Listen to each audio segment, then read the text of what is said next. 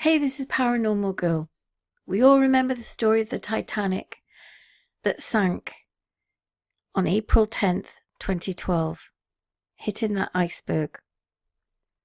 But do you realize that the ghosts still haunt even today? I'm going to tell 12 spine-tingling ghost stories. A lady in black appears on the grand staircase. The Titanic artifact exhibition at the Luxor Hotel and Casino in Las Vegas apparently has a ghost wandering its grand staircase. Employees and guests alike have seen the mysterious woman who wears a black period dress with a white collar and her hair in a bun. As a photographer prepped for the opening of the exhibition, he spotted a woman casually walking down the grand staircase. He was startled as he hadn't seen anyone enter, and the staircase was roped off. He assumed she was part of the exhibit and asked if she'd like him to photograph her. She ignored him. He went back to setting up, but suddenly she was directly behind him. Again, he offered a photograph, and this time she didn't just ignore him, she vanished. The ghosts take portraits off the walls. The exhibit at the Luxor includes a portrait of Bruce Ismay, one of the Titanic's builders. He apparently fled the sinking ship, leaving women and children behind. Witnesses on the lifeboats claim he kept his back to the ship as it sunk, and allegedly he was the one insisting that the ship speed up after receiving ice warnings. Perhaps it's not surprising that the ghosts of the Titanic seemed to dislike him. One early morning, as the crew came in to open the exhibit, they found a portrait of Ismay on the floor. The manager watched the surveillance video from the night before and was stunned to see the picture beginning to shake before coming off the wall, apparently on its own accord. Museum staffers are poked and prodded by unseen hands. According to staff and visitors, the Titanic artifact exhibition at the Luxor is extremely haunted. Eerie sounds and uneasy feelings and actual sightings of ghostly spectres have all been reported. Artifacts expert Joe Zimmer seems to attract quite a bit of attention from these supposed spirits. He said he has had his name called and his hair and clothing tugged on, all followed by the sounds of laughter. And late at night, Zimmer reports hearing a phantom orchestra play. A ghostly tour took place on the SS Winter Haven. What if you saw a ghost without realizing? In the case of the second officer Leonard Bishop of the SS Winter Haven, that was exactly what happened. In 1977, he gave a tour of the ship to a man who he assumed was a passenger. The British man was very softly spoken and extremely interested in every detail of the vessel, almost unusually so. Bishop found the man to be a bit strange, not unpleasant, but a bit odd. It wasn't until a few years later, after seeing a photograph of Titanic's Captain Edward John Smith, that Bishop realized why the situation felt so off. Bishop explained to a friend, "I know him. I gave him a tour of the boat." The friend laughed and informed Bishop that the man had been the long-dead sea captain of the Titanic. Spirit orbs hover over the Titanic's resting place.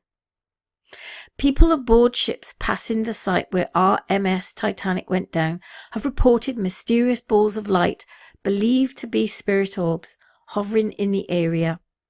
On one occasion, submarines traveling those depths have received unusual radio interference, odd noises, and SOS calls with no origins crackle through their communication equipment. The ghost of the Titanic lookout watches the promenade decks. Frederick Fleet, a British sailor, served as the lookout aboard the RMS Titanic. He spotted the deadly iceberg and warned the bridge. Tragically, his warning came too late. The ship was going too fast to avoid the collision. Fleet survived the sinking of the Titanic, but not his own depression. After his wife's death just after Christmas in 1964, he was evicted by his brother-in-law and hung himself in the garden. His grave went unmarked until the Titanic Historical Society erected a headstone for him in 1993. It appears his spirit is not quite at rest. However, witnesses have claimed to see him keeping watch over the Las Vegas exhibition's promenade deck, perhaps driven by his guilt to keep watch even in death. An exhibit visitor is touched from beyond the grave.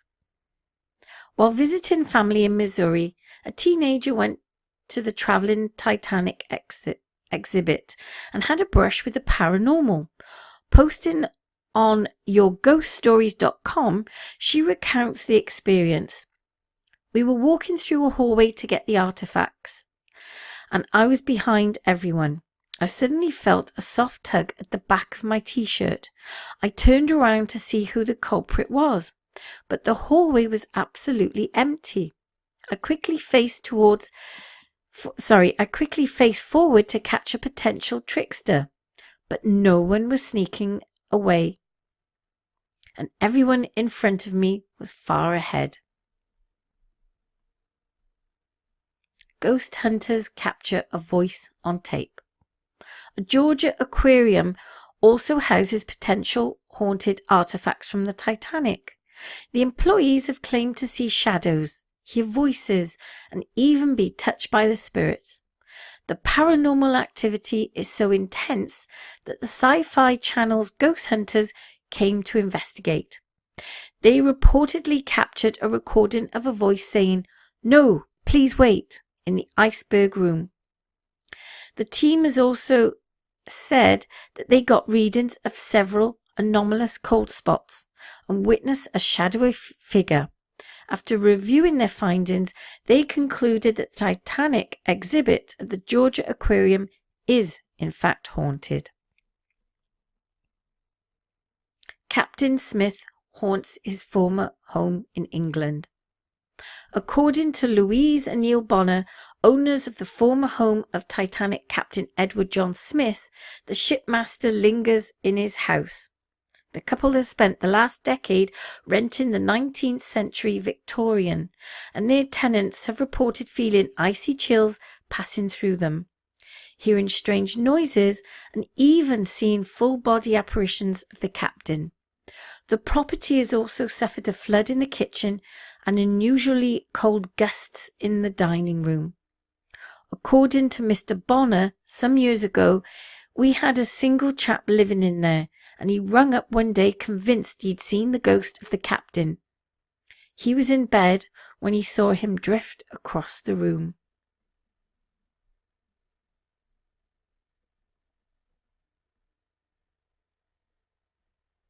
A deathbed premonition was made the night the Titanic sunk. A creepy legend surrounding the Titanic comes from the deathbed of a young Scottish girl named Jessie Sayer. On the same night the ship sank, Jessie Sayer was on the verge of dying. In her delirious state, she supposedly spoke of a massive ship sinking and a man named Wally playing a fiddle. She had no way of knowing the Titanic would sink that night, or that Wally, better known as Hartley, played his violin one last time as he and his band went down with the ship. A comforting spirit haunts the Titanic Belfast Museum. As they like to say in Ireland, the Titanic was built by the Irish and sunk by the English. The Titanic Belfast Museum commemorates the ships in its Belfast island, and it seems to have a ghostly presence of its own. In 2013, a woman touring the museum listened to the final distress call of the RMS Titanic. She describes the events that followed in a letter to the hosts of a podcast, Real Ghost Stories Online. She claimed that while hearing the original Morse code and seeing the words of the RMS Titanic's distress call, she became overwhelmingly emotional.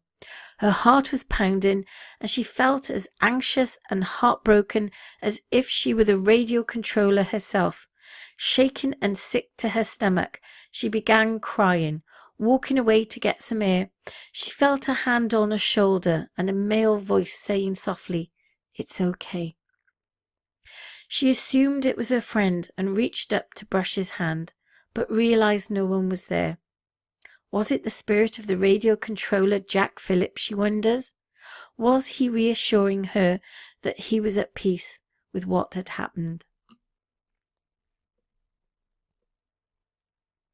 An author predicted the sinking of the Titanic 14 years before it happened. Morgan Robertson published The Wreck of the Titan in 1898. 14 years later, the real-life Titanic disaster happened, and many took that as a sign that the author had a precognitive abilities. Robertson rejected those claims, saying he was just drawing on his real-life experience as a seaman. However, there are plenty of chilling specific parallels between the book and reality. Beside the similar names, the fictitious Titan, like the Titanic, was supposed to be the largest of its kind, an unsinkable ship.